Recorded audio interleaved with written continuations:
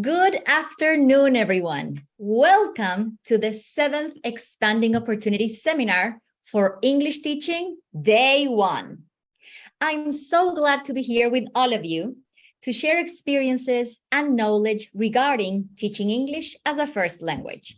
My name is Maria Francisca Kelly Perez. I'm an EFL teacher, like many of you, with a master's degree in applied linguistics. Along the years, I have developed my career having professional experience in Chile, Brazil, and Singapore. I'm certified in positive education for families, schools, and early childhood internationally. I have published more than 20 books for children and collaborated on projects at Mineduc in Chile. As the founder of Buku Education, I'm currently working as educational consultant for schools. Today, representing Buku Education as a sponsor for this amazing seminar. To begin with, I would like to introduce Claudia Peirano. She is the president of the board at Fundación Educacional Oportunidad, who would like to share some words with you.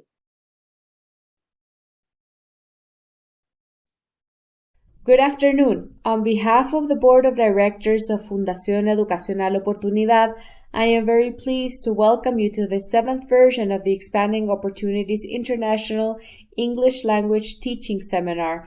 I would like to begin by thanking Pasco Yao, head of the We Learn program, and the entire organizing team who has been working for a long time to make this seminar a great meeting place for English teachers. I would also like to thank the Google Education team for sponsoring this conference. I want to thank our main presenters who inspire and honor us with their presence. A thank you to all the teachers who submitted presentations to the seminar and to those who will be sharing their experiences during these days from different parts of the country.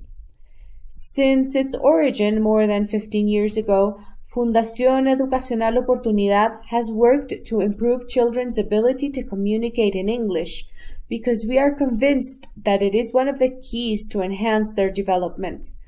For this reason, we work on a daily basis with teachers from different communities in the country, developing attractive strategies that get children excited about learning beyond English periods, involving teachers from other subjects and activities outside the classroom, involving families, and that contribute to social-emotional development. We are optimistic about the curriculum proposal to incorporate English as a foreign language from pre-kindergarten onwards, as proposed by the Ministry of Education, and we hope that this will be a set new basis to contribute to local work. We are very grateful for your attendance during these days and hope that it will be a moment to learn and meet new friends and to have a great time. Regards. Adelante, María Francisca. Thank you very much, Claudia, for giving us the official opening today. On behalf of the organizers, Fundación Educacional Oportunidad and Buku Education, I want to thank everybody for connecting with us today. To start breaking the ice on this virtual world, please write in the chat where you are from. Where are you from? We'd like to know more about you. By the way, we encourage you to be an active part of the seminar by posting on social media, such as Twitter, Facebook, or Instagram, using the hashtag expanding opportunities. We want to be trending topic today. You are welcome to share selfies of the streaming, comment on the presentations, highlight key ideas, and leave your suggestions for future seminars as well. Do we have any comments? Let's see.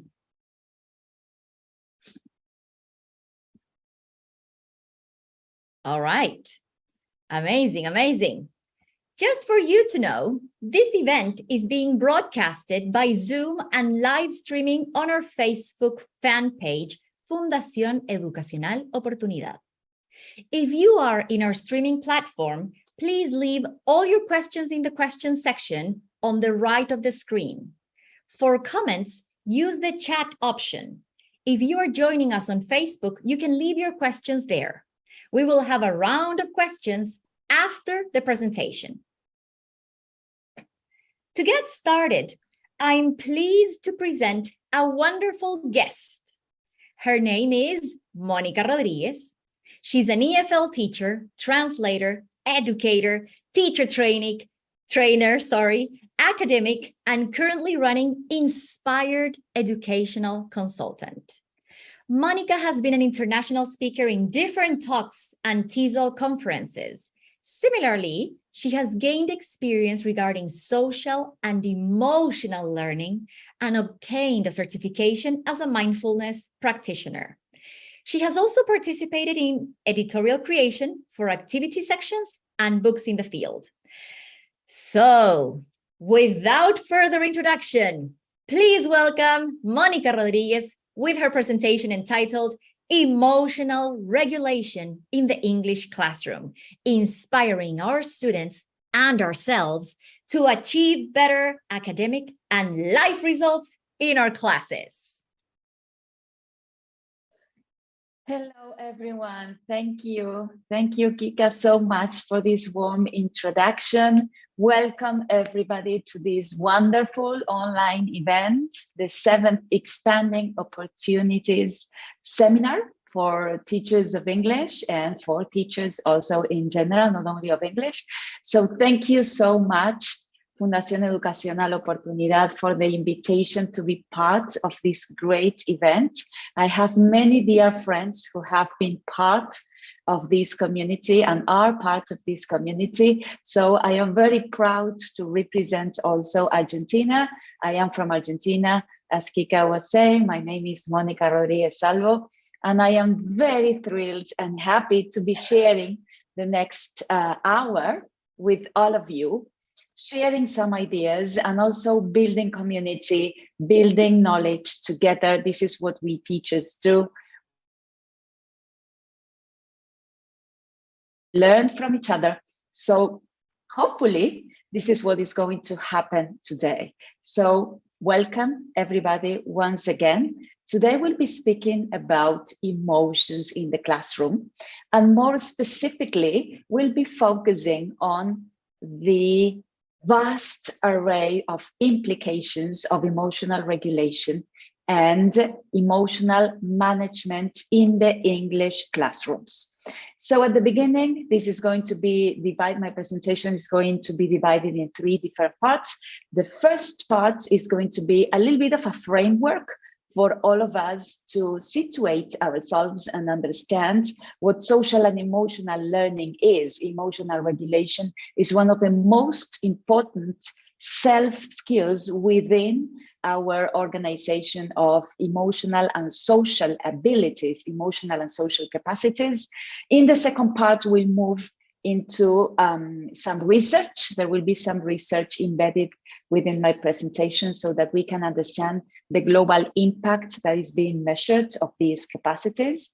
And then, of course, we will have some practical ideas for the classroom, because I love you, my dear teachers, to leave these sessions with as many practical ideas as possible, but always within a framework of implementation. So thank you for being here. Thank you for being part of this community. And let's get started. First of all, we teachers are always seeking deep learning experiences, right? It's like our dream. In our heart, we always, as teachers, dream of the situations where our students learn for life. I want to share with you this very interesting piece of research that in fact, it's a compilation of more than 20 years of research in a very, very varied fields of knowledge, such as, of course, pedagogy, methodology, psychology, philosophy. And the question that drives this compilation of research is, how do we learn for life, right? What is deep learning and what do we need in order to achieve deep learning in our sessions? And the conclusions are really very exciting. On one hand, of course, we have these three different colors, these three different areas that we present those three aspects that are absolutely needed to achieve deep learning, learning for life. The first one is the blue aspect, emotional skills and competencies. When we refer to emotional skills, about, in this case, everything related to self-awareness, emotional regulation precisely, and everything that has to do with recognizing and embracing our emotions during the learning process. As a teacher, I'm sure you know, there is no learning if there is not a deep emotion involved, okay? But this is not the only aspect that is necessary. Of course, we also need, and I am building my pyramid here, cognitive skills and capacities. Everything related to critical thinking, problem solving, analysis, everything that is rational and that has to do with metacognition. And last but not least, in order to build this pyramid of deep learning, we have social and interpersonal skills. These range from social awareness to empathy to relationship building. So the good news is that as teachers, we have focused, I think, a lot in developing cognitive skills. We are almost experts. We have developed systems, we have developed assessment systems, and the cognitive skills are always very well measured in our classes. But what about emotional and social skills? So remember, my dear teachers, if we really need to achieve lifelong learning, deep learning, we need to develop our emotional and social capacities at the same level as cognitive skills. This is what research is sharing with us as conclusions after more than 20 years of experience. So I like to say that as teachers, and this is not something that is only theory, you, my dear teachers, live it every single day in every single class. As teachers, we develop the skills of the mind, the cognitive strengths, yes, the green part on the screen. We help our students focus. We help them develop their rational aspects, their problem solving, their critical thinking. But as teachers, we also develop skills of the heart, our heart set, as I like to call it. Everything that is connected to empathy, gratitude, being more kind, embracing diversity. And what about the orange area? The strength of the will that we are so necessary through pandemics. We help our students thrive in life. And in order to do that, we need to help them develop the skills or the skill sets necessary for resilience, for dealing with frustration. Haven't you noticed that our students get frustrated more and more often and with more frequency all the time? So we really need to help them strengthen, yes, their endurance skills, their will set, as I call it. And this is something we have become experts in during pandemic times. But what is social and emotional learning? Here we have the official definition. Let's take a couple of seconds for you to read this definition. And I would like you to focus on what can you read between the lines? What do you notice about this definition of social and emotional learning? What are those resonant words? And you can type them in the chat if you feel like it. What resonates with you as a teacher in this definition that is like the official definition of social and emotional learning by CASEL. CASEL is an international educational organization that aims at measuring and implementing social and emotional learning techniques at schools worldwide. So maybe you will notice that in this definition, there are a lot of verbs. This is something I love. This is very active. This is very much action-oriented. Yes, social and emotional learning is interaction. It's a process. So we acquire and apply knowledge. We develop healthy identities. We manage emotions, achieve personal goals, feel and show empathy, establish and maintain supportive relationships, and so on and so forth.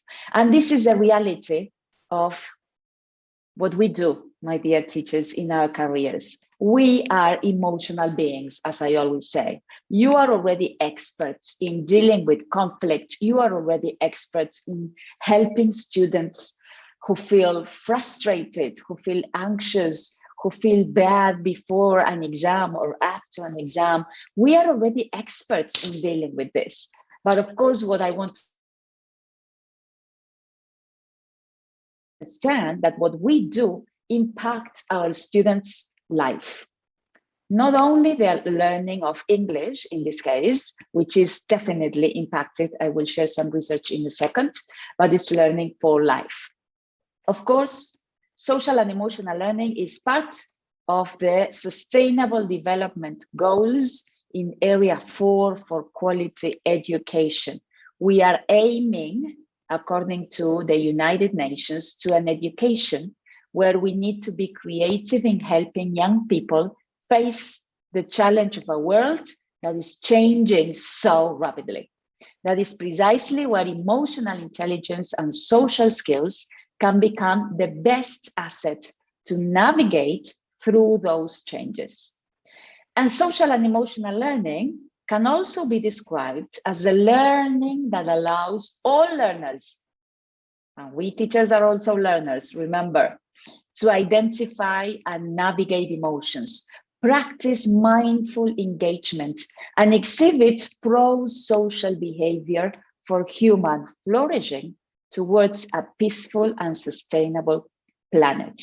There is this beautiful document. It's really very long. It's at the bottom of the page, the resource.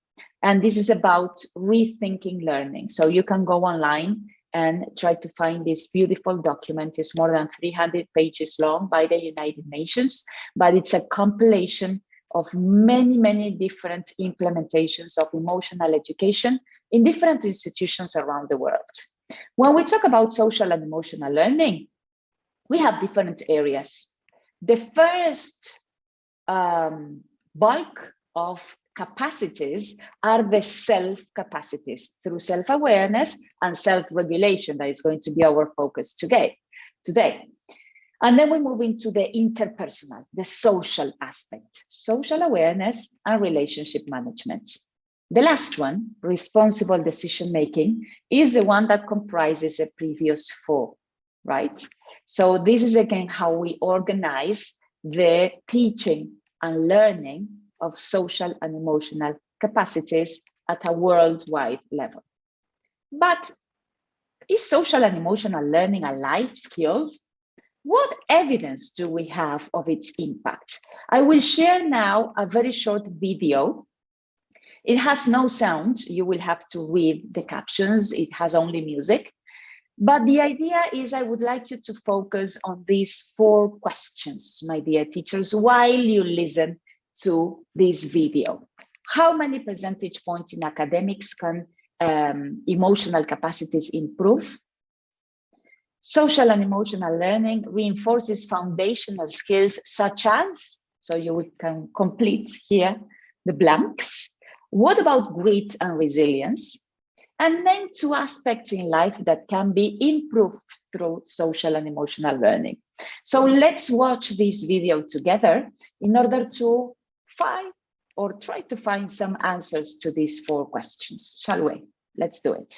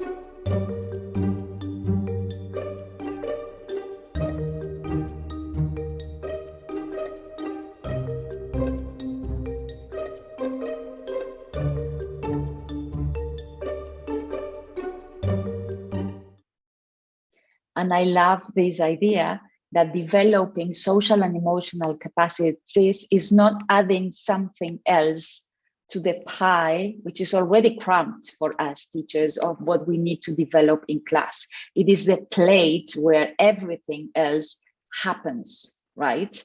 We need to understand that social and emotional capacities are capacities for life.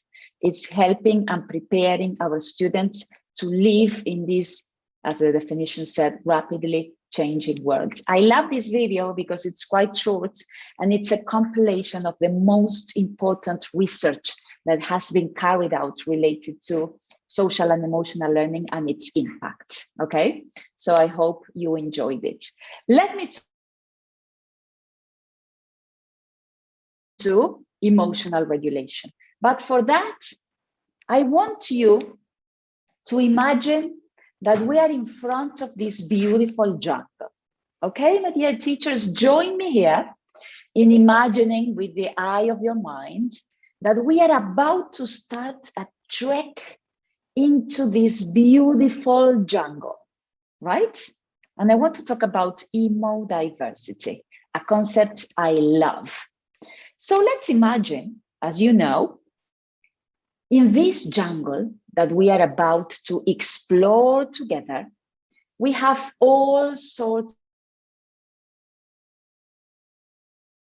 of got butterflies, we've got hummingbirds, we've got this exuberant lush of nature represented in these beautiful plants and trees and flowers and orchids everywhere, those patches of sun in our way, and the exuberance of this nature in its best revelation, right? But part of this jungle is also inhabited by other beings, such as mosquitoes, spiders, all those creatures that lurk in the darkness, in the jungle, snakes, right? And we don't like those that much, do we? However, snakes, mosquitoes, baboons, whatever it is, are part of the balance of this ecosystem. I want you to think about our emotional diversity, emotional ecosystem as this emo diversity, this jungle I am introducing you to. We have a lot of beautiful emotions, exciting, uplifting emotions such as love, solidarity, care, right? But there are other emotions that we don't enjoy so much, same as we don't enjoy mosquitoes and we hate spiders and we hate snakes, right? And those are what we call the difficult emotions, right? Emotions such as sorrow, pain, anxiety, all those that we know so well because of life itself. But what you need to think of, my dear teachers, is that those emotions are necessary for the balance of our emotional ecosystem.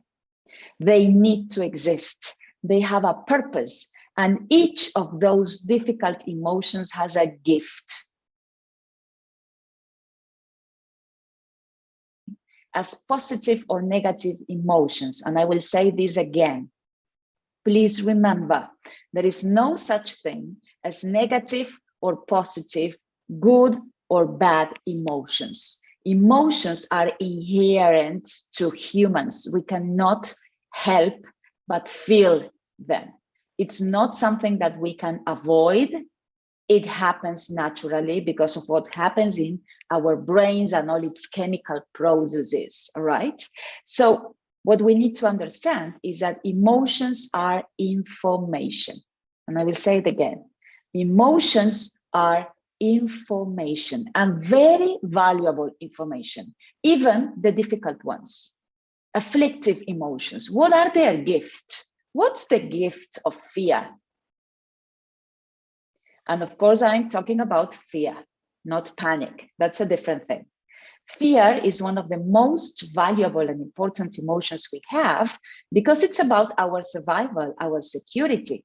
Fear is that guardian that tells us, oh, be careful. Maybe this could be dangerous. Be careful, right? So there is a lot of information that fear brings us with. The same happens with anger, with sadness. They all have their information and they are gifts for us. The same as those lovely uplifting emotions such as awe and love and compassion and self-compassion. So in our emo-diverse world, we need to embrace all emotions because all emotions are information. And this is one of the most important pieces of knowledge we can help our students understand about who we are as humans and as emotional beings. Remember the image of our jungle.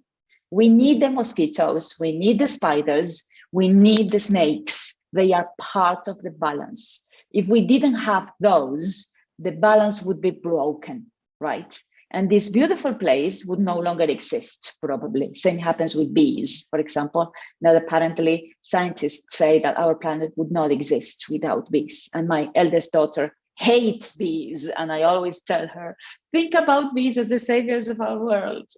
Anyway, try to remember and teach your students about the importance of embracing all emotions because all emotions have their gifts. All emotions have information. I have an emotional metacognition exercise for you to do with your students. Work with the diversity and the jungle. So we will work with the orchid element first. So you can ask your students, what do you feel went well in this class? What do you feel was great in this class? Mind you, the question, what do you feel? Not what do you think? What do you feel went well? This is why this is emotional metacognition.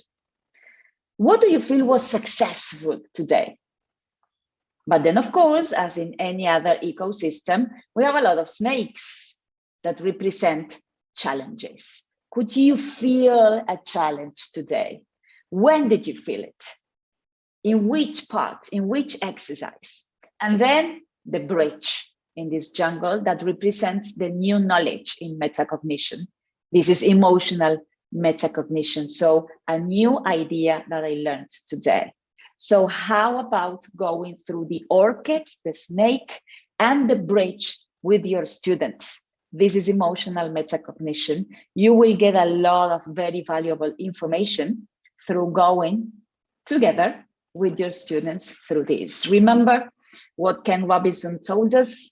The gardener, talking about the jungle and the gardener does not make a plant, a flower grow.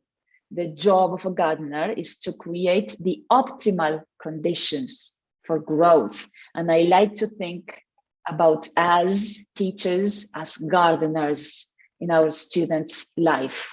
We are responsible for creating the emotional security that is needed for a fruitful and developing learning process in whatever subject we teach. But we know that when teaching English, there are many, many other emotions involved. There are feelings of vulnerability, right, that hold our learners back from being themselves in a foreign language. That's why positive feelings and feelings of confidence play a key role. Here we have some extra pieces of research that mention the importance of positive affects in the English classroom, because our students really face a challenge when learning a new language. It's really hard. It's really difficult. So we need to create the optimal state for learning, as it is always referred to, through guaranteeing emotional security in our classes, that our students feel safe to raise their hands and say, I don't understand this, I'm struggling with this, please, I need help. That they feel the emotional security to raise their hands and say, I don't feel well today, I'm very, very sad. And to create the learning and the acquisition of a foreign language that, as we know, because we experience it every day, is really very challenging. Okay, emotional regulation. Yes, we have two different steps for emotional regulation. The first one, remember our emotional check-in today with the mood meter, showing up to our emotions, recognizing, being aware of those emotions, perceiving the difference between anger and fury, for example, right? And the second step is stepping out, management, regulation, administration of resources, so that we can lower down the intensity of emotions. The key word in emotional regulation is intensity. It's not really very feasible that we change one emotion for another one. We cannot jump from feeling sad to feeling happy. That would not be realistic. However, if we are feeling extremely blue, extremely sad, we can diminish the intensity of that emotion and maybe feel very sad. And then continue breathing and feeling sad. And continue doing exercise and feeling, well, not so bad. And then you continue decreasing the intensity of the emotion. That is absolutely key. So, are you ready to play another game together? We'll go through the basic steps of emotional regulation, 2 different steps with my game, with these different rules. I've got the real ones here. You've got the ones on the screen, and you will have to pick a color. How about that? Oh, this is gonna be messy. But let me try to show you all the different balls with the different colors. Oops. And you can pick or yellow or red or green or light blue or maybe pink or lilac. Okay, we have different options. So why don't you choose your color? And we'll play together this little game about emotional regulation. Each color will represent an emotion. So we'll see in a second which one you got according to the color you chose. So let's start.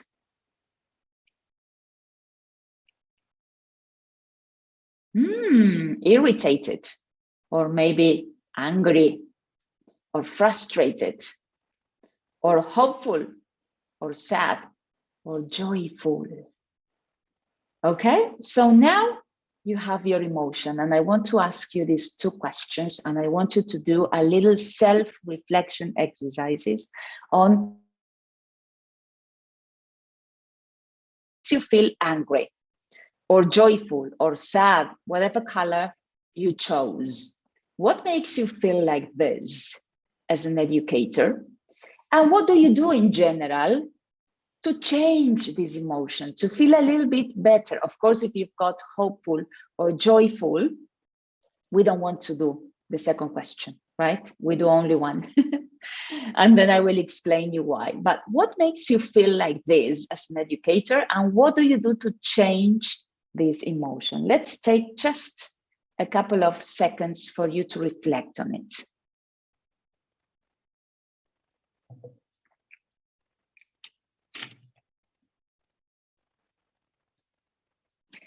Because this will lead me again to the 2 steps for emotional regulation. Number 1, question number 1 represents steps number 1, recognizing the emotion and identifying the trigger of the emotion. What makes you feel like this as an educator? What does it make you feel angry? My mother-in-law makes me feel angry, whatever. You are identifying the trigger, all right? And that is extremely important for the second step. So what do you do, my dear teachers, when you feel frustrated as a teacher, or when you feel sad or irritated? What helps you in those moments? And probably there will be answers like, or singing, or cooking, or sleeping, or hugging my kids, or hugging my pet, or thousands of different possibilities. It doesn't matter. The important aspect is through answering question number 2, and remember, you can do this with your students. Through answering question number 2, you are identifying your own resources to manage the emotion. So when you feel irritated, you can just go for a walk, or meditate for 5 minutes, or do a mindfulness exercise, and the level, remember intensity, the intensity and level of irritation hopefully will go down, because this is the healthy nature of emotions. They come and go. If emotions stay for longer periods of time, they are no longer emotions, okay? We are talking about something else there. So this is another beautiful activity. You can do it with whatever objects you've got, right? So you can do it with color pencils, with crayons, whatever you've got at hand. It's just a game to go through the 2 steps for emotional regulation: showing up, remember, and moving away, decreasing the intensity of the emotion. So this is something else that you can take with you to your classes. There is a lot of student gains associated with these type of techniques in our classes, okay? Much research about this. You can send me an email. I will be happy to share all those papers, all this research, which I love, because they show the impact of what we know, my dear teachers. Emotions are crucial in the English classroom and in any classroom, by the way. Another resource, this is another idea. These are pictures taken from one of the schools that I work with. And my dear teachers created, have a look at this beautiful thing. The calm box. This is my calm box, okay? I don't have it here with me, but the calm box has different objects inside with different activities. So you might have a squishy, you might have some sounds so that your students breathe in and breathe out while they listen to the sound. They might have some cards with some instructions, with an action to do, help a friend, for example, essential oils, right, to help our students connect with their senses and calm down. So the calm box is in your classroom, ready to be used whenever you decide, because this is not a game box, okay? Whenever you decide that some of your students might need to do something to calm down. This is a real thing. These are my dear teachers that created, as you can see, a human inside this huge box, and they are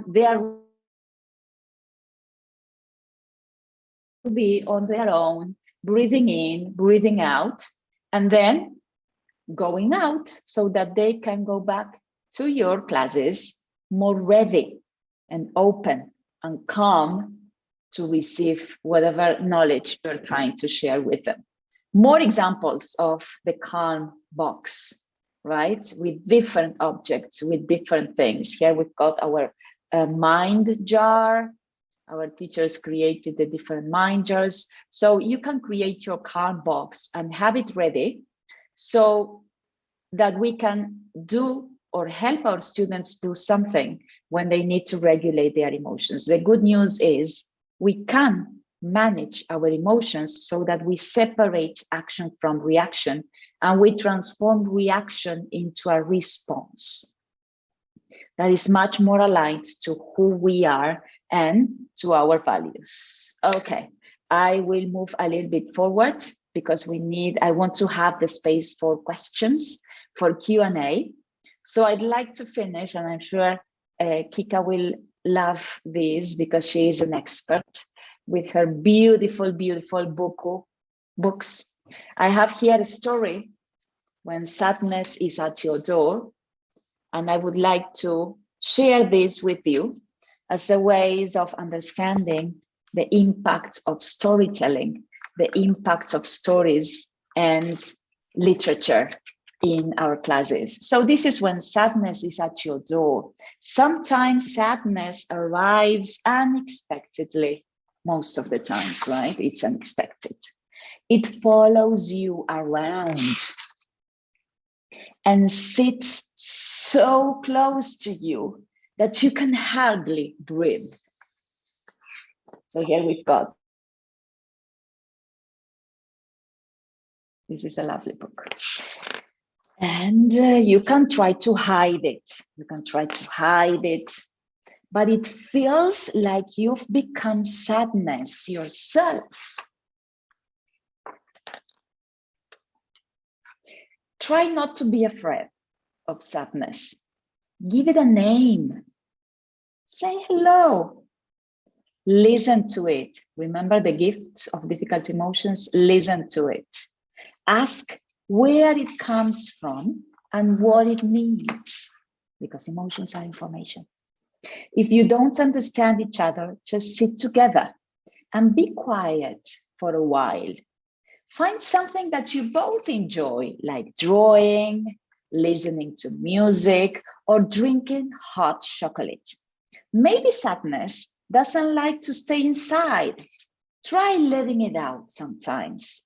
Go for a walk through the trees. You can listen to their sounds together. Maybe all it wants to know is that it is welcome. Welcoming our emotions, and to sleep knowing that it is not alone. When you wake up, it might be gone, but don't worry, because today is a new day. I love this story because it depicts so many resources for emotional regulation through this beautiful story with sadness, When Sadness is at Your Door. So use storytelling and use stories with your students so that they can use those characters, they can use the books, they can use the words to represent their own emotional worlds. And remember, my dear teachers, we can't heal the world today, but we can begin with a voice of compassion, a heart of love, and an act of kindness. And I'm really encouraging you to continue in this path together. Thank you very much for being here. And now, yes, we have our time for questions, Kika.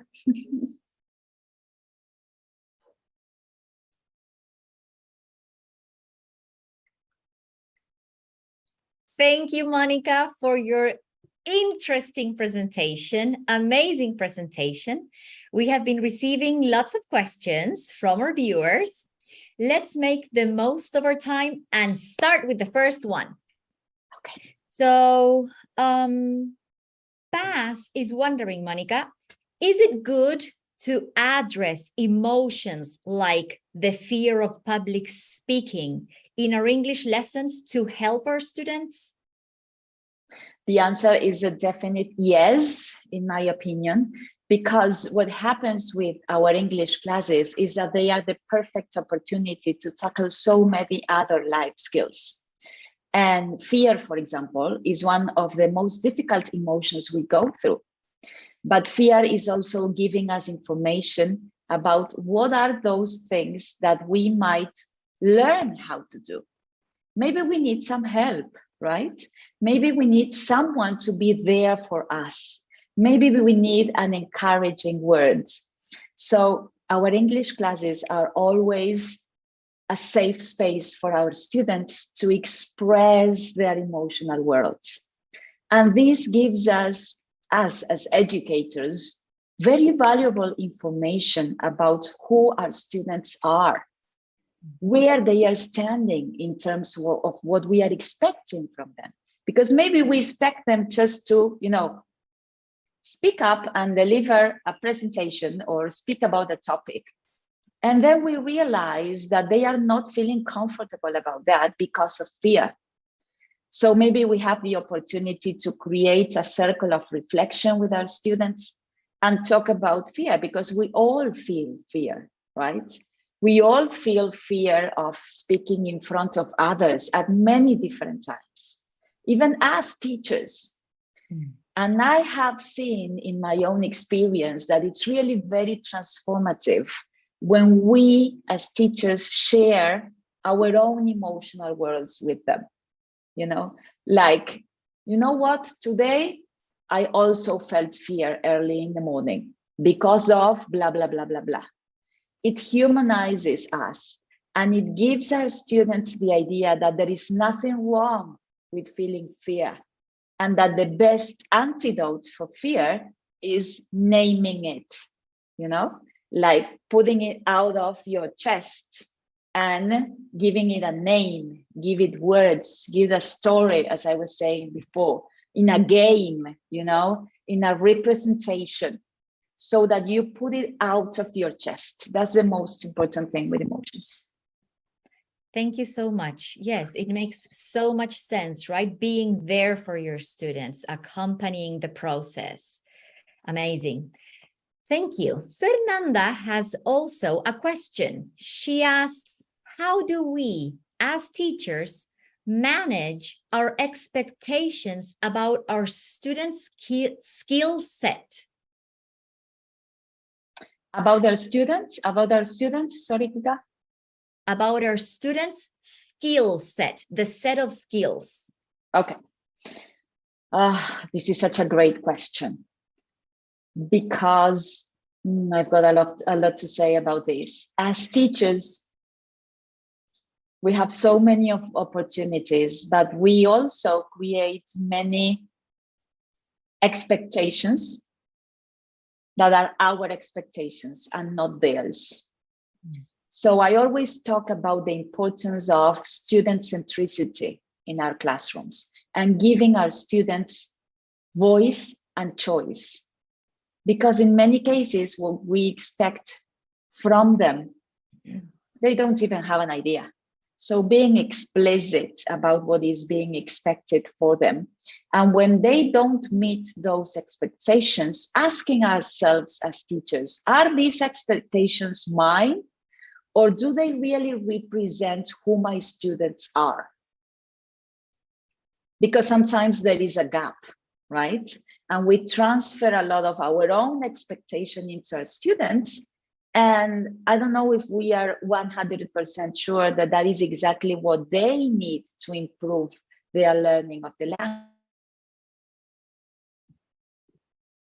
I need these students to work on their listening skills, because of course we identify gaps, right? And we identify some weaknesses there.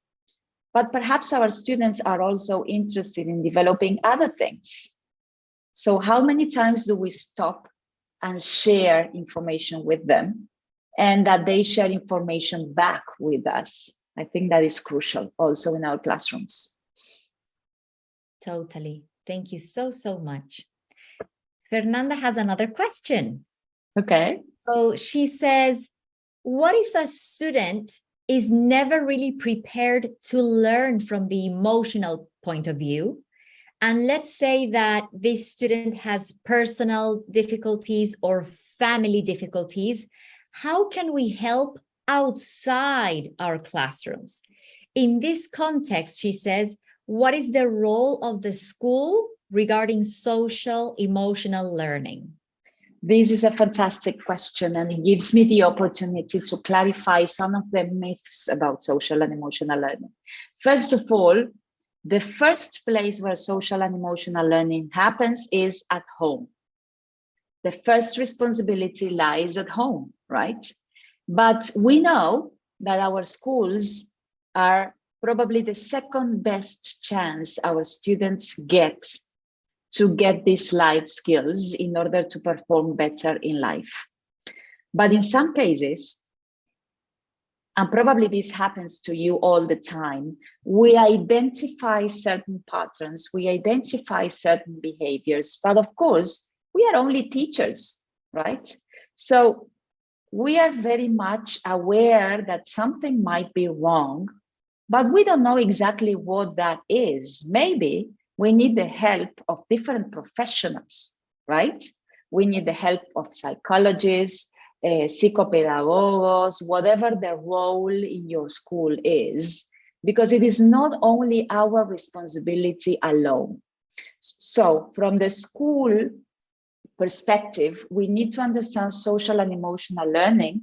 It's something that is absolutely cross-curricular and cross-cultural to the school itself. It's not only teachers' responsibility. This is something that is lived and should be organic in the whole organization, right? So this involves coordinators, this involves heads, this involves directors, this involves every single person that works at a school. And my main concern is, how do we, at an institutional level, develop the right bridges of connection with parents? How do we create the synergies and the necessary teamwork between schools and parents so as to foster the development of these skills? I think this is crucial, but we need to understand that also as teachers, we need to be careful, right? I am a teacher of English. I am not a psychologist. I could not diagnose a student. So we need to work hand in hand with the right professionals, raising our hands and saying, I am identifying something here, but I need some help, so that the right professionals might have intervention if necessary. Yes, it makes so much sense. This reminded me of Michael Fullan talking about coherence, right? The coherence in the culture of an institution. Yes, exactly. Thank you, Mónica. And we have the last question. Okay.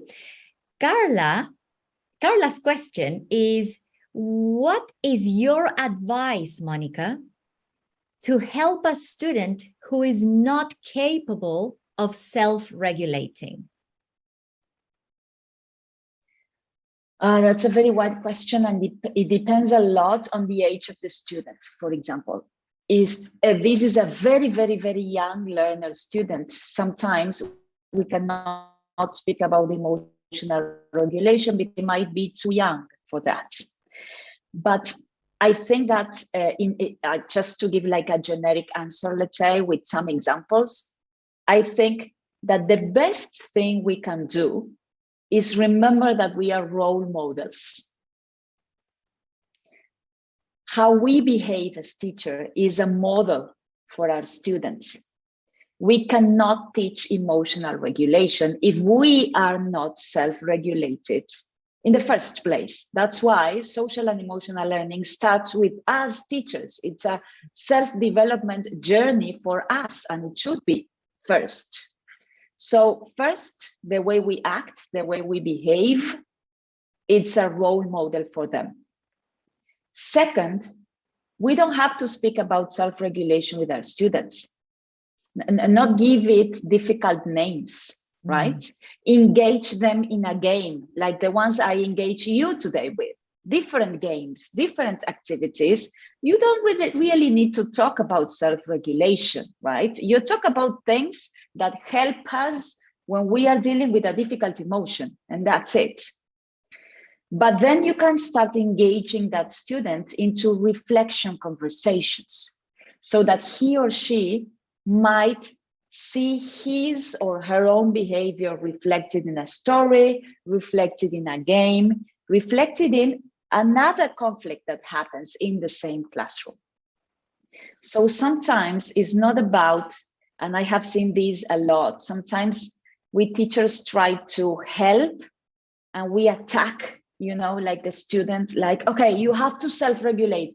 Now you have to, this is something we tell our kids all the time. Calm down. You have to calm down. You need to calm down. Listen, I cannot calm down. This is a reality of my brain. It does not happen because you tell me to do it. That's very important for all of us teachers, okay? It does not happen because you say it. It happens because you live it, right? So it's a distraction for our mind. You cannot regulate your emotions if you are thinking about, I am stressed, I'm stressed, I'm stressed. Precisely, you need to shift your focus, do something different, dance, sing, paint, do pottery, I don't know. Yes. Do something that engages your brain in a different activity that shifts the focus. But it does not happen magically just because we tell our kids to calm down. And emotional regulation is not about calming down only. It's about inhabiting our emotions first. Yes. Sorry, I got carried away. No, amazing. And we are perfect with timing. In positive education, we call this strategy redirecting the attention. Let's try to have the students focus on something else so they can calm down, right, in the process. And then, of course, you might go back to the situation and have the right conversation about it, because emotions. We are not validating behavior. So whatever is wrong is wrong. Whatever is not acceptable is not acceptable. But you can have that conversation only when the brain is calm, not when the brain is taken over by the emotion.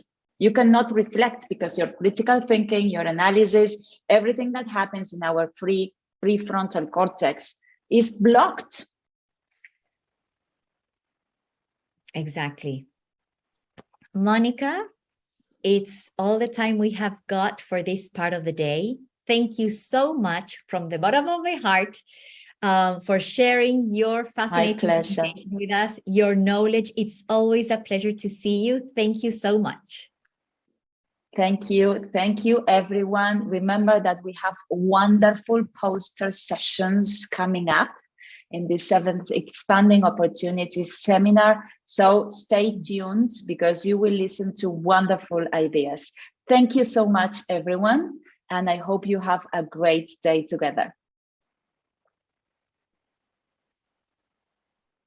Thank you, Monica.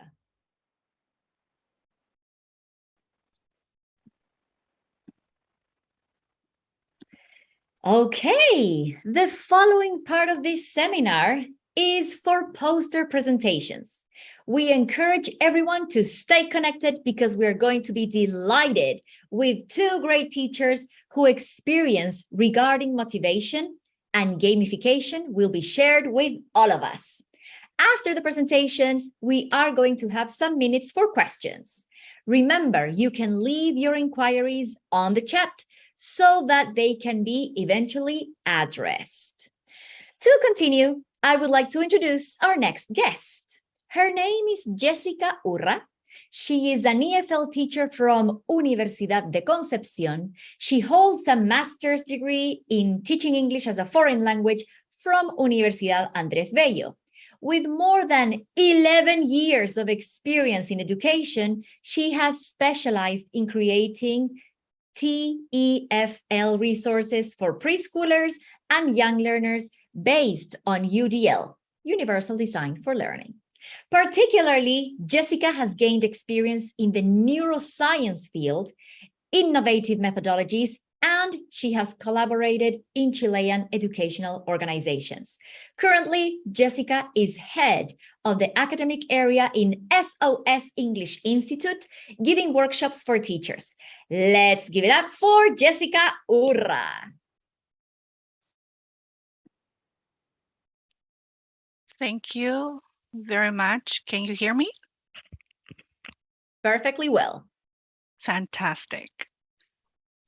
All right. So thank you, Kika, for that introduction. I'm really flattered, and I'm so glad to be here as well.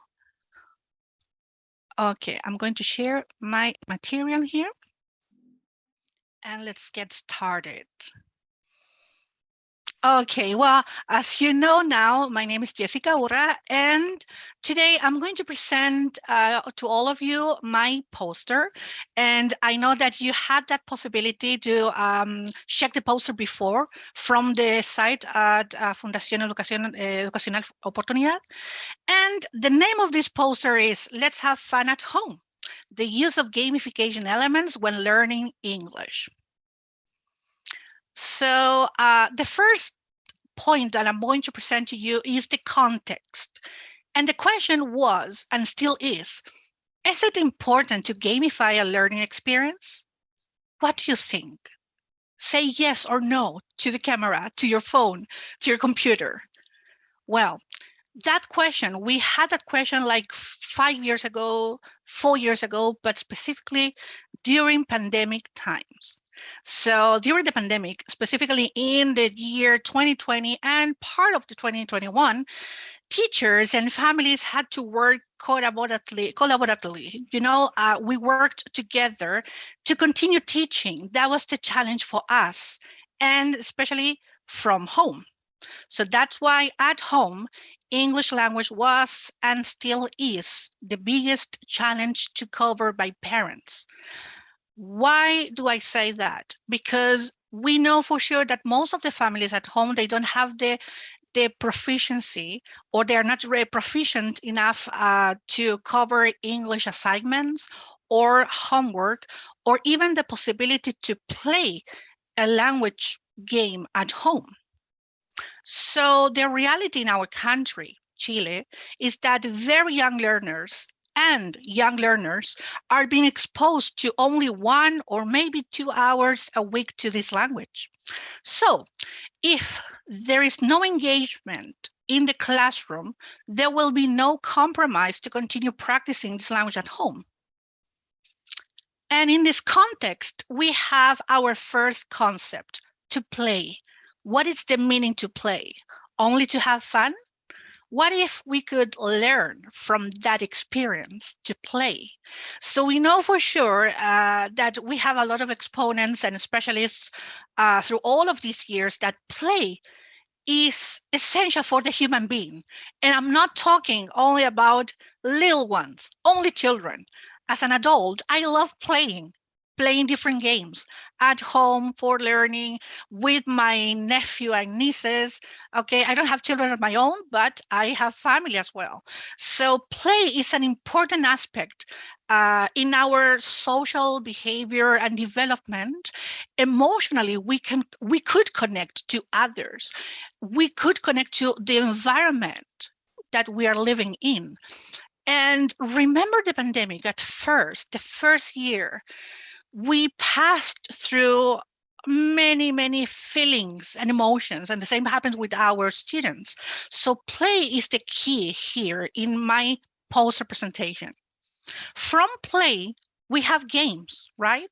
And we know that games are usually for entertainment. Yes, games as video games, digital games, games from applications in our mobile phones, and analog games or board games that are, I don't know, the most that I can recall by now. But games can be very useful for the learning experience, right? From these two concepts, I have two main approaches that we have in mind as teachers and tutors and parents. The first one is game-based learning, or GBL. What is that about?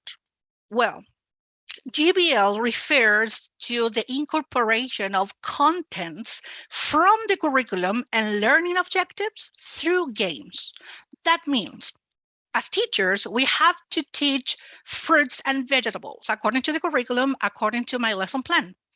So this content only presenting flashcards, only presenting the textbook that we have in our hands is not enough, right?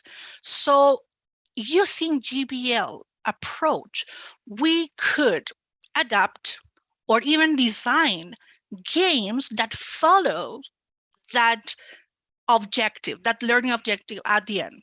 So fruits and vegetables can be used by different role play games, or we could adapt from other card games, for example, Double. And there are some, one of these games that are especially for fruits and vegetables, or you can create your own. Why not? So in GBL, it's very important that as teachers, we can think out of the box, right? That could be used specifically at the classroom, in the classroom actually.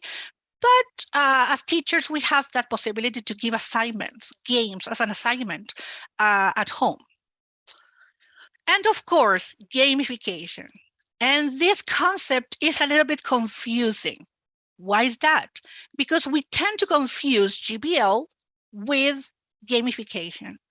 What is this about? Well, it says that gamification incorporates game elements and techniques to learn and have fun in a non-playful environment. And you say, or you may ask, what is a non-playful environment?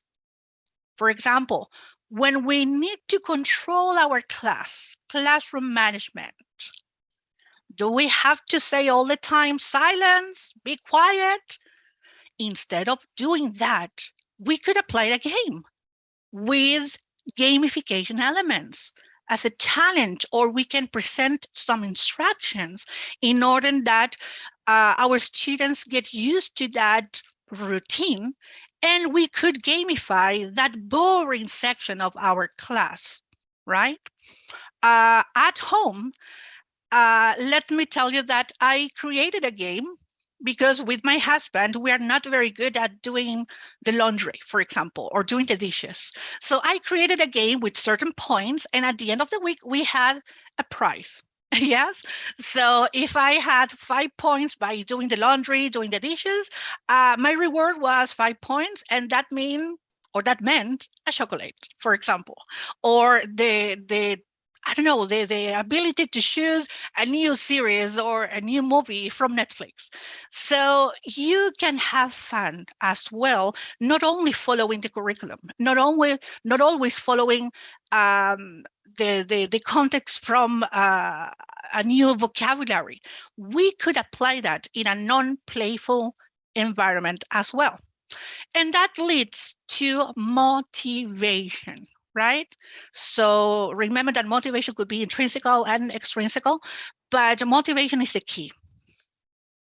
The experience. As you can observe in my poster, the question is, what did we do? So there's my picture over there working with other teachers. So we applied 2 sets of qualitative surveys using the same question number 1. We called that question number 1. And we used this website, Mentimeter, which I love because it's online. And we applied this survey to parents and tutors we had in our institution, SOS English Institute, and asking directly as well to our students. Our students were EFL teachers and nursery teachers who applied to study a certification program in teaching English as a foreign language at Asociación Chilena de Neuroaprendizaje, ASHNAP. So from those samples of people, the idea is that we prove and explain as well the understanding and importance of gamification elements. Okay, so you can see here 2 pictures. Before the pandemic, I mean, that was summer of the 2020, before March, and working in a program at Universidad Mayor in Santiago. And after that, the next 2 years, working online with nursery teachers, as you can see in the second picture. The process of this experience had 3 main stages. Okay, stage number 1. Understanding the importance of the gamification elements and GBL.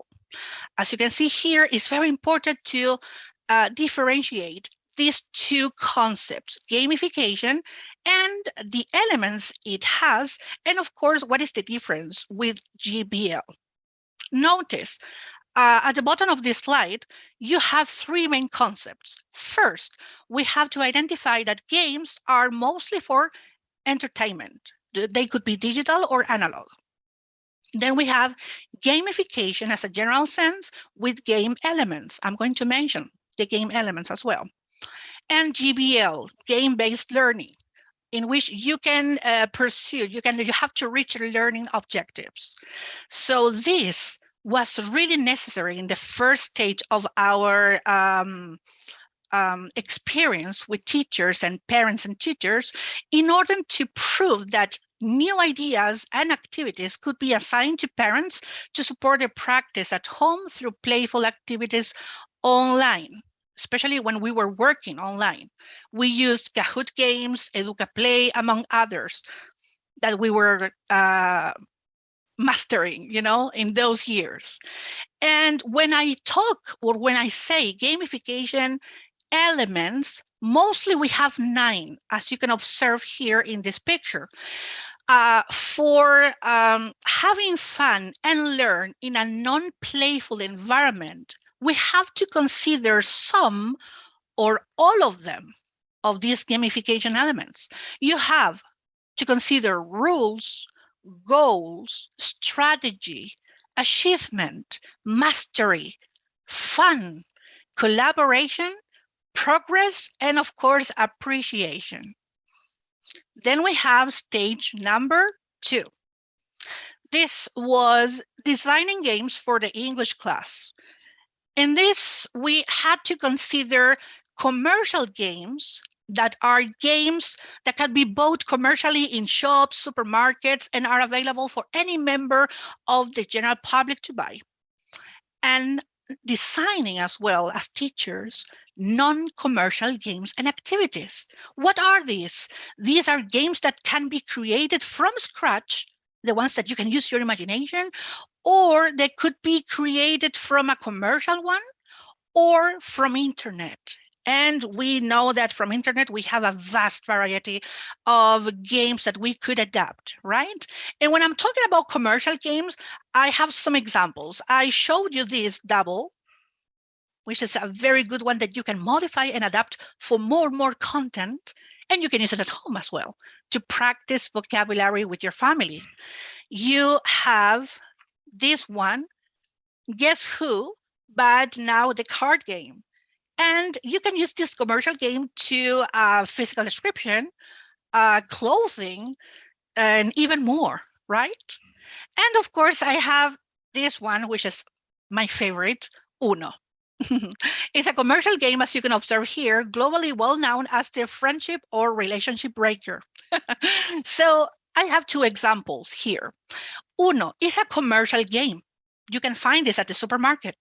And using game-based learning, we can use Uno at school to teach numbers and colors, or we can create new rules in the classroom, right? With these cards. I don't know if you are familiar with these cards, right? And we can create new games in front of a camera, online classes, and at school and at home. But Uno is also useful for gamification techniques, using some elements. We could use some cards from in front of the camera, yes, asking for something. They could be useful for exit tickets, testing prior knowledge by turns, for example, testing participation, etc. Right? So we have that possibility. And in our experience, we presented that or those ideas to our students. And stage number 3, we applied games and gathering evidence.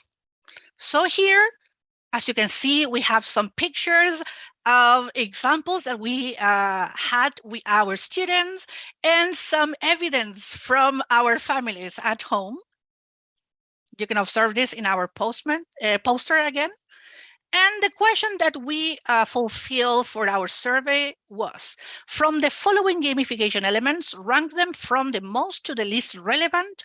You think your activities need to be developed at home by your students and their families. And from the 9 gamification elements, teachers agreed that fun, collaboration, and progress were the most popular ones in order to keep in mind to plan our activities. In conclusion, we have 5 ideas, right? So first of all, English can be fun. Second, gamification motivates family involvement. So quality time together is very important. Number 3, gamification is together with 21st century skills, as you may know. Number 4, it has been proven that technologies is not only that, we can have more outside from the screen. And 5, of course, we have to think about our brains, our students' brain. So fun, collaboration, and progress are the top 3 elements when planning, creating, and adapting new activities using gamification. So I invite you all to check again my poster in our site there. And thank you very much. Thank you, Kika.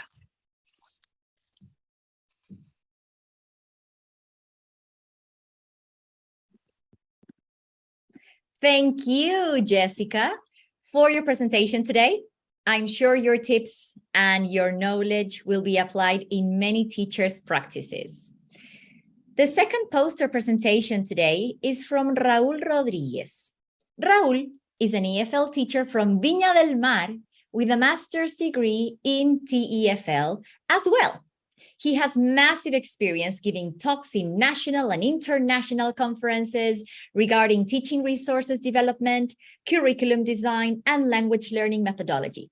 After performing as a teacher in different levels and contexts in his hometown, in 2019, he started up Radical English Online Institute, which purpose is to democratize English learning and empower everyone, regardless ages, educational level, or location.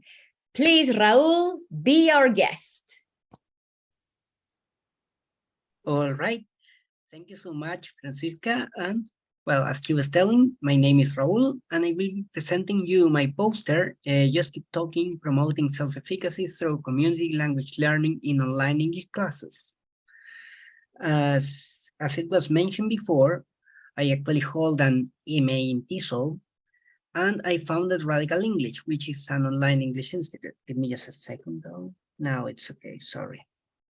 Something that is quite important here is that, as it was mentioned, I have presented in different conferences, both in Chile and in foreign countries, both online and presential. Actually, this picture here is from the Technical University of Braunschweig in Germany.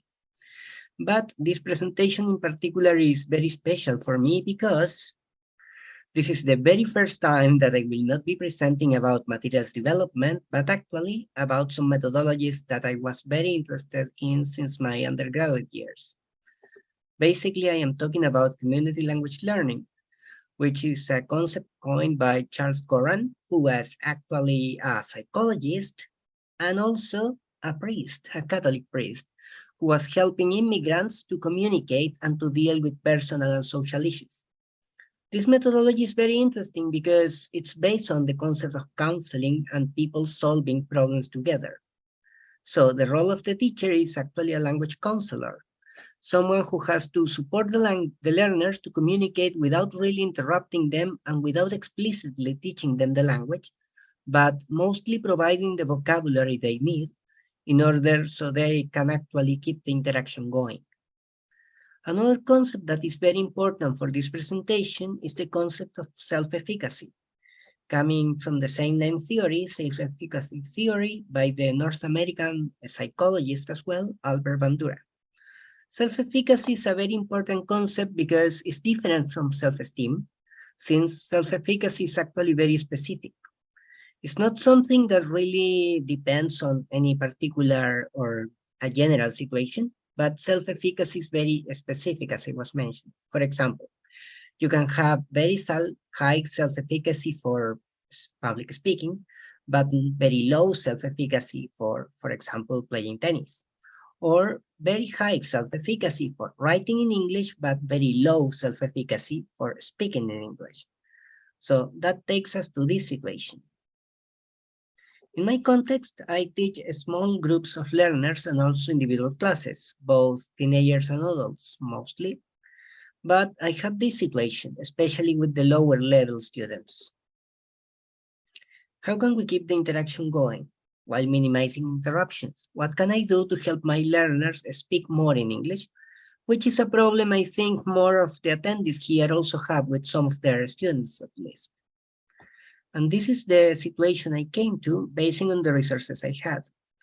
Something important here is that my experience in online teaching is mostly using Zoom, so I will mostly explain some resources we can use from there, but we can also mention some other online resources and also some physical resources in a more traditional classroom.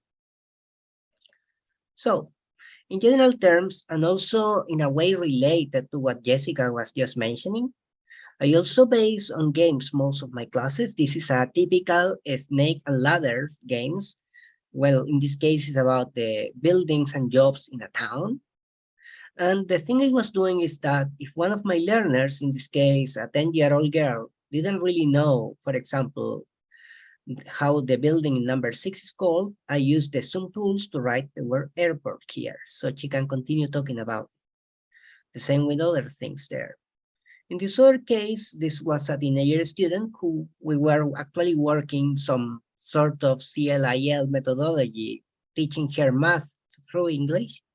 And I was providing some more complex numbers she may need in order to continue explaining the exercise on her own. Now, how did I do it in more practical terms? I can tell you that in Zoom, we have some very nice resources. For example, unlike Google Meet or Microsoft Teams, for among others, Zoom lets you write in any screen that you share. It doesn't have to be just a whiteboard like Jamboard that you can use from Google Meets or any others, but in Zoom, you can write on any shared screen if it is allowed by the host of the meeting. And this is something I use. Basically, my student is telling something, I notice that he or she is having problems explaining some vocabulary or finding the words they need, and I just write the word and they can just see it and continue talking. Now, of course, I will not know every single vocabulary item in English because honestly, nobody does. So in most cases, I know a lot of our students, and sometimes on our own, we tend to prefer Google Translate or only know Google Translate, but I personally really like Lingy. Lingy is really nice because it lets you see the vocabulary in context. And I have had some situations, for example, an adult student from Iquique, who is actually a heavy-duty mechanic. There, of course, I didn't know all the vocabulary, so relying on Lingy to find out the right expressions for what he wanted to say was quite essential. In this kind of classes, I was actually sharing the screen with him using Lingy, but we are going to see some other things that can be done in more traditional classroom settings. So basically, this is like the key or like the more concrete aspects of this intervention. Using the tools from Zoom, just to share the screen and to write the things so the learner can see them as they are speaking. And also providing them the vocabulary, either because of personal self-knowledge or using some online resources or some other kind of dictionaries. Of course, this has some limitations, mainly in more, traditional settings. This also reminds me of what Mónica mentioned during the main speaking session. Basically, because as teachers, we will tend to have some institutional limitations of things we cannot really do.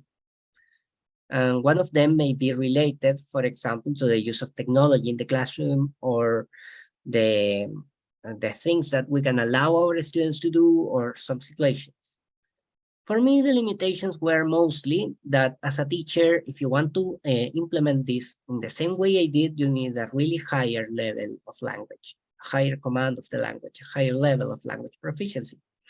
In order so you know the vocabulary and you can think it quick enough to provide it to your students as soon as they need it. Of course, access to technology can also be a limiting factor because if you don't have access to how to share the information or how to access new vocabulary. If you don't know it, it can also be a problem. In some cases, institutional regulations can be an issue because if you want, as we are going to see in the next slide, to allow your students to use their phones in class, some schools may still frown upon that. So we have to be careful on how to use this. Of course, for most of you, the biggest difference is that my classes are either individual or maximum 5 students per class. So class size and having mixed ability learners can be a drawback, but we're going to see something manageable actually. And also a timing. If I were to be evaluating my students like with a grade, probably I wouldn't be able to share all the vocabulary they need at the moment. But I would say that when the objective of the activity is promoting fluency and encouraging our students to speak, this is a good timing to use this kind of methodology to make your students feel more confident. So choosing the right moment to do this kind of intervention is quite essential, I would say. So what are my recommendations to use this type of intervention in a more traditional classroom setting? I would summarize it in the following points. First, using technology is quite important. Also, of course, you cannot do this in a whole class setting. It's more like in the counseling idea that is based on either small groups or individual. So maybe groups of 5 maximum, dividing the students in different groups. Also, it's important that they have a clear role, and that role can be based on mixed abilities. We will all probably have students who have a higher level of language proficiency than others in the same classroom, or even a higher level of motivation to English. So you can actually rely on these students so they can be the language counselor.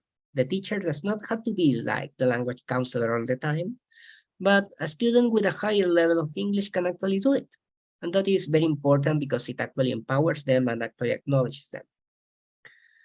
And here is something that may be a taboo for some people, but actually relying of having a student who is in charge of checking the vocabulary and helping their classmates keep the interaction, even if they have to use Google Translate.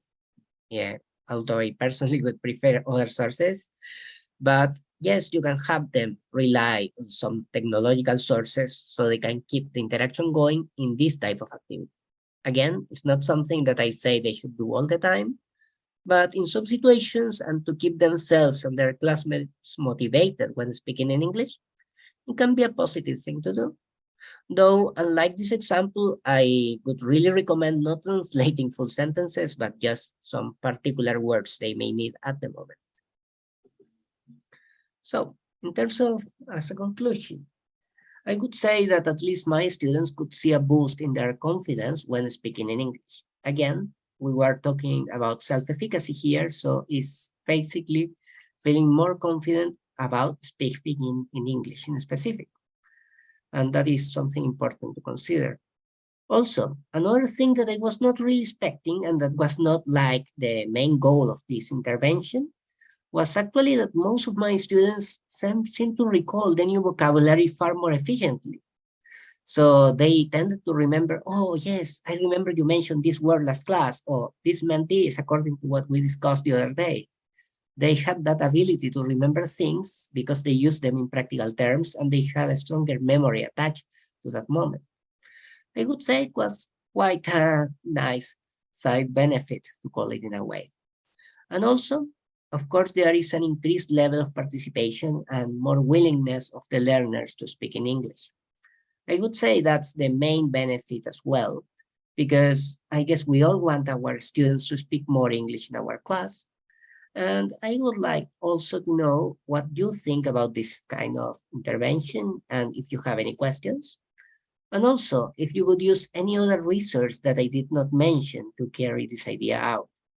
So I would like to hear your questions now. So thank you for watching.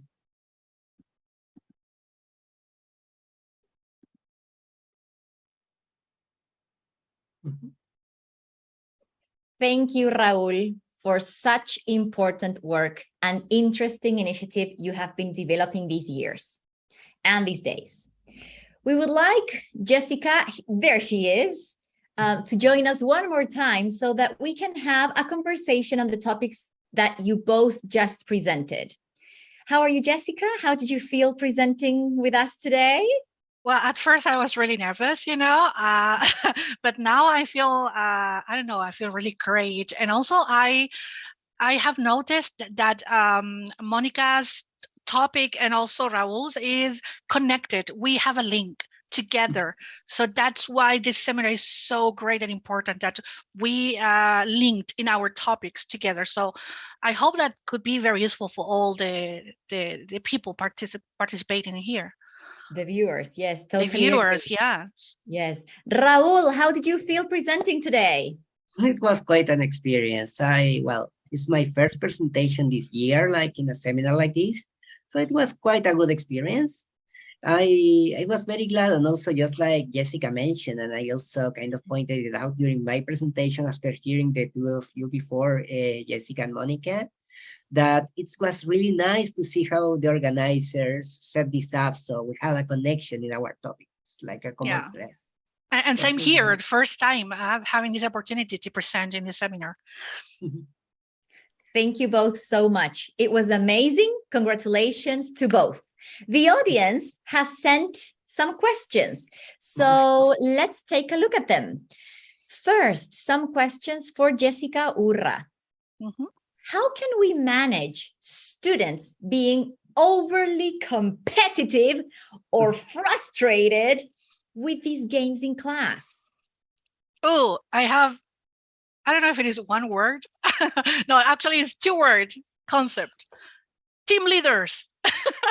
Team leaders, yeah. So every time that you have a student that is actually finishing faster the content, and others that could be frustrated, or probably you can see that they are getting bored, you also have that bonus, in gamification, that you can ask them for help, and they could feel the importance as well, and they could act as monitors, team leaders, or even as a helper in order to administrate all the resources that we have in class. And you can see that with that responsibility, they are going to feel great. And it's not only that person. With that person, we could start, and then we can rotate and create turns, next class and next week we will have another one. So I did that with young learners in pre-kindergarten and worked efficiently. Thank you so much. Another question for you, Jessica. How frequently do you include or apply game-based learning in the classroom in order to balance boredom or high expectations for the next game with students? Okay, so I try to incorporate games every class, but short games. So with very young learners, in our circle time at the beginning, as a routine, we have to create or incorporate a game, a little one using songs or music. Yes, TPR is the key, people. I wasn't aware about that, but actually doing that TPR activities and creating a game with a song, that could be really helpful. Remember, gamification in a non-playing environment, that means if they are not quiet enough, we can sing a song with some mimics, and they are going to copy that example from us, and we have a TPR activity added in our circle time. Thank you so much. Yes, exactly. Movement, music. Movement, yes. That's what it's all about, right? Yes. And we have one last question for you, Jessica, from Valeria. Oof, this question, I think, hits the heart of all English teachers. The question is, how can we ensure that students communicate in English while playing games and they don't rely on Spanish? That is a big question. Okay, probably Raúl mentioned this, that we have certain taboos when you are a teacher, and we expect that we have to use 100% of English in our classes. With very young learners, that is the idea, of course, but my recommendation is, little by little, we as models, we have to search in that possibility to translate ourselves a little bit in order that we create this natural environment to this language. But if I produce English all the time, and my students are just responding and producing Spanish, I have this technique, which is Simon Says, for example, and they have to repeat after me and all the rest, and or I act as a native speaker. And I say, sorry, I don't understand. Can you help me out, please? And we have a little role play, and they have to help me or help my assistant. Could be like a plush puppet, mouse, sort of monkey, or whatever do we have as a helper. And they help that little, helper that we have. I usually have a monkey, okay, from an editorial. So could you please help monkey in English, because monkey doesn't speak Spanish. And they're like, whoa, and they try their best, and that is great. Yes, thank you so much, Jessica. Thank you. Now we have some questions for Raúl. Juan is the first person who asked the question, and that is, how do you cope with those families that present difficulties using or knowing about technology? Mm-hmm. Well, in my particular context, I consider that part of my job also is being like a technical assistant in a way. So I have to actually teach my students, and well, mostly even the youngest ones, like one that I have since she's like 8, manages everything on her own. But in general, I would actually teach students or their parents or guardians how to use some basic like technological resources. Because I believe that when we use technology, it's very important that we dedicate some time to actually teach the people involved how to use it in the most positive ways. Thank you so much, Raúl. And the next question is from Carla again. And she asks, do you think it would be motivating for students with a lower level of English to have the responsibility of being the language counselor? I think it could be interesting. Actually, it's an interesting approach. But in that case, I will have to take back to the previous question, because in that particular case, I believe that using more technology would be even more important. Considering that if they stay too attached to, for example, Google Translate, and they try to translate everything the other person wants to say, that could be counteractive in a way. But if they actually take it as a chance to improve their own English, I think it can be very positive as well. Personally speaking, when especially lower or people who have lower self-efficacy in their own speaking skills actually see they can keep a conversation in English, albeit basic, they tend to feel very motivated. They gradually rely less and less on assistances, to say. Yes, I totally agree. Thank you so much, Raúl.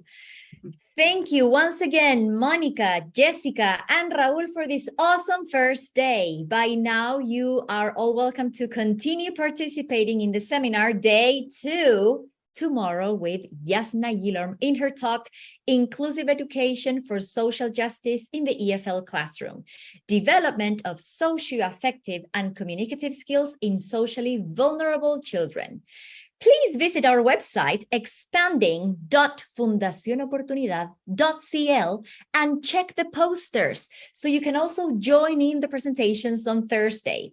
Before you go, if you will not be joining us tomorrow, make sure to answer the survey you will receive and share with us all your comments, all your suggestions, and all your ideas. Also, you will be able to request your certificate of participation in the survey. Goodbye, everybody. Thank you for joining us, and we'll see you tomorrow.